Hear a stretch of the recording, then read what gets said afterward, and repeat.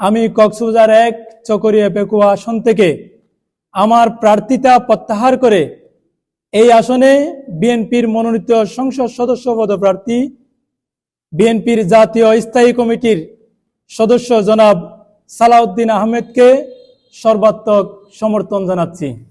আমি দীর্ঘদিন যাবৎ গণ অধিকার পরিষদ কেন্দ্রীয় কমিটির পার্বত্য চট্টগ্রাম ক্ষুদ্র নৃগোষ্ঠী বিষয়ক সহ সম্পাদকের দায়িত্ব পালন করে আসছি এবং ত্রয়োদশ জাতীয় সংসদ নির্বাচনে কক্সবাজার 1 চকরিয়া পেকুয়া আসনে গণ অধিকার পরিষদ জিওপি মনোনীত সংসদ সদস্য পদপ্রার্থী।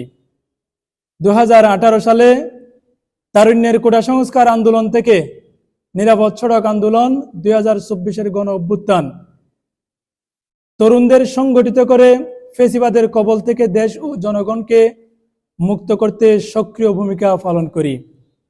ফেসিবাদের অন্ধকারচ্ছন্ন বাংলাদেশে 2018 সালের কোটা সংস্কার আন্দোলন, নিরাপদ সড়ক আন্দোলনকে কেন্দ্র করে সারা দেশে তারুণ্যের জাগরণ এবং 2019 সালে সুদীর্ঘ 28 বছর পর অনুষ্ঠিত ঢাকা বিশ্ববিদ্যালয় কেন্দ্রীয় ছাত্র সংসদ ডাকসু নির্বাচনে ছাত্র অধিকার পরিষদের জয়লাভে দেশের মানুষ খুঁজে পায় পরিবর্তনের নতুন আলো, যার ধারাবাহিকতায় গণমানুষের অধিকার প্রতিষ্ঠায় রাজপথে আন্দোলন সংগ্রাম থেকে গড়ে ওঠে গণ অধিকার পরিষদ জিওপি।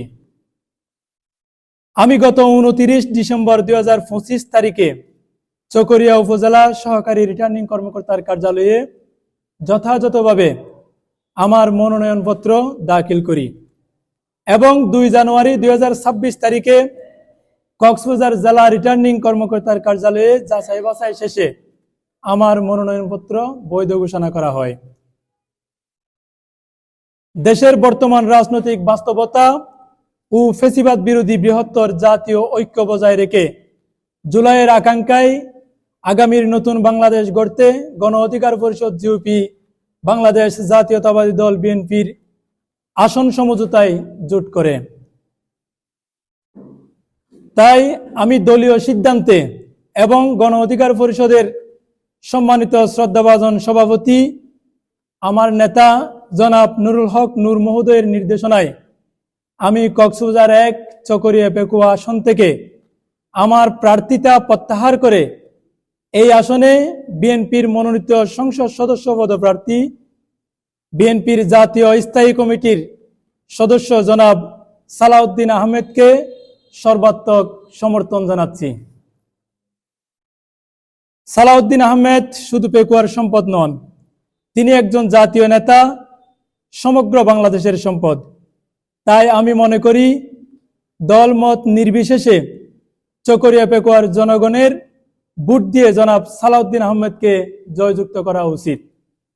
সম্মানিত সাংবাদিক বৃন্দ, আমাদের আজকের এই সিদ্ধান্ত কোনো দুর্বলতা নয়, এটি দায়িত্বশীলতা, রাজনৈতিক পরিপক্কতা এবং ফেসিবাদ বিরোধী ঐক্যের প্রতি আমাদের অঙ্গীকারের বহিঃপ্রকাশ।